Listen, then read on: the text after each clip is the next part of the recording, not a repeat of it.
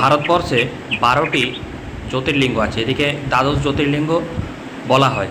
তো এই দ্বাদশ জ্যোতির্লিঙ্গের মাহাত্ম্য হচ্ছে যে ভগবান ভোলেনাথ শিবশঙ্কর স্বয়ং এখানে জ্যোতিরূপে প্রকটিত হয়েছিলেন এবং তিনি এখানে সবসময়তেই বিরাজ করেন।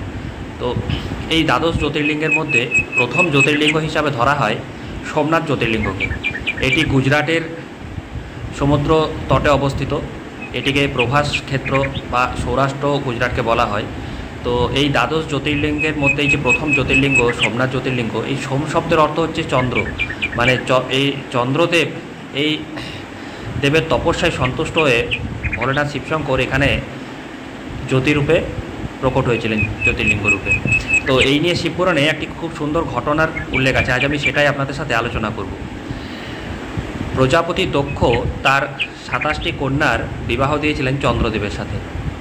তো চন্দ্রদেব এই 27 জন স্ত্রীর মধ্যে রোহিণী নামক স্ত্রীকে সবচেয়ে বেশি ভালোবাসতেন। রোহিণী রূপে গুণে খুব সুন্দর ছিলেন এবং চন্দ্রদেব তার প্রতি বেশি আকর্ষিত ছিলেন।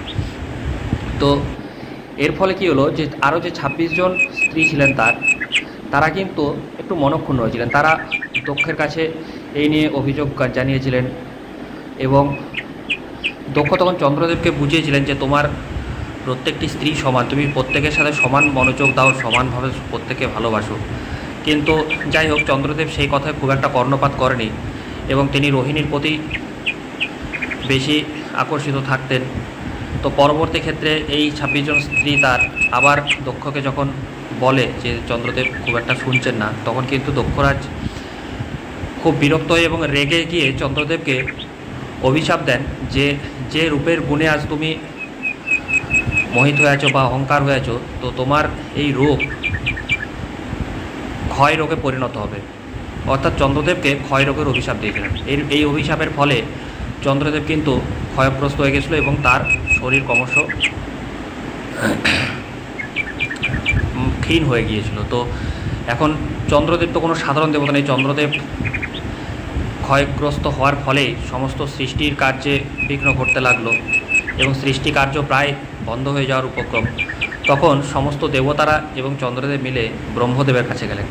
ব্রহ্মদেব তখন বললেন যে অভিশাপকে খণ্ডন করা আমার কর্ম সাধ্য নেই, তোমরা এক কাজ করো, প্রভাস তীর্থে যাও, সেখানে ভোলেনাথ শিবশঙ্করের তপস্যা করো। তো ব্রহ্মদেবের আদেশ অনুযায়ী চন্দ্রদেব তখন প্রভাসের এই জায়গাতে, যেখানে এখন বর্তমানে জ্যোতির্লিঙ্গ আছে সোমনাথ জ্যোতির্লিঙ্গ, সেখানে যে ভগবান ভোলেনাথের তপস্যা শুরু করেন এবং মহামৃত্যুঞ্জয় মন্ত্র জপ করেন।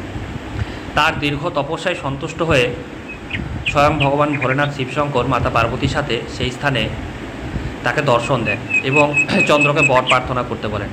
চন্দ্রদেব তখন তার ক্ষয়রোগ যাতে সেরে যায় সেই আকুতি জানান। তো ভোলেনাথ তখন তাকে আশীর্বাদ করেন এবং বর দেন যে যেহেতু দক্ষের সাপ তোমার উপর আছে, কাজে সেই সাপ সম্পূর্ণ খণ্ডন করা সম্ভব নয়, কিন্তু তিনি তাকে বর দেন যে প্রতি শুক্লপক্ষে চন্দ্রদেব 1 কলা করে বৃদ্ধি পাবে এবং পূর্ণিমাতে যে পূর্ণচন্দ্রের রূপ ধারণ করবে, আবার কৃষ্ণপক্ষে 1 কলা করে কমবে, কমতে কমতে অমাবস্যাতে চন্দ্রদেব মানে চন্দ্রহীন হয়ে থাকবে আকাশ আর কি।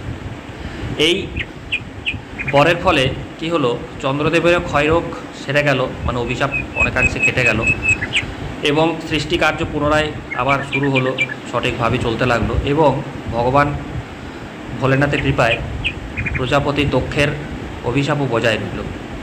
তো এরপরে চন্দ্রদেব শিব ঠাকুর বা ভোলেনাথের কাছে প্রার্থনা জানান যে যেহেতু তিনি জ্যোতিরূপে এখানে দর্শন দিয়েছেন এবং তিনি যেহেতু মাতা পার্বতীর সাথে এখানে এসেছেন, তো তিনি যেন মাতা পার্বতীর সাথে এই প্রভাস তীর্থে সর্বক্ষণ বসবাস করেন। ভোলেনাথ শিবশঙ্কর তাকে আশীর্বাদ করেন এবং বলেন যে আজ থেকে এই তীর্থ প্রভাস তীর্থ বা এই শিবলিঙ্গ সোমনাথ শিবলিঙ্গ নামেই পরিচিত থাকবে বা পরিচিত হবে। কারণ যেহেতু সোম মানে হচ্ছে চন্দ্র, তাই চন্দ্রদেবের তপস্যায় সন্তুষ্ট হওয়ার জন্য ইনি চন্দ্রের উপাসক, তাই সোমনাথ চন্দ্রের নাথ হিসাবে থাকবেন। এবং যে ব্যক্তি বা যে ভক্ত এই স্থানে এই লিঙ্গ দর্শন করবে, তারা মাতা পার্বতী, তাদের উপর মাতা পার্বতী এবং ভোলেনাথ শিবশঙ্করের কৃপা সর্বদাই বর্ষিত হবে এবং মানুষ তার সমস্ত পাপের হাত থেকে মুক্তি পেয়ে শুদ্ধ চৈতন্য সত্তা লাভ করবে। তাই সবাই বলুন ওম নমঃ শিবায়, জয় সোমনাথ জ্যোতির্লিঙ্গের জয়। সবাই খুব ভালো থাকুন, সবার উপর ভগবান ভোলেনাথের কৃপা বর্ষণ হোক। Tata, bye bye.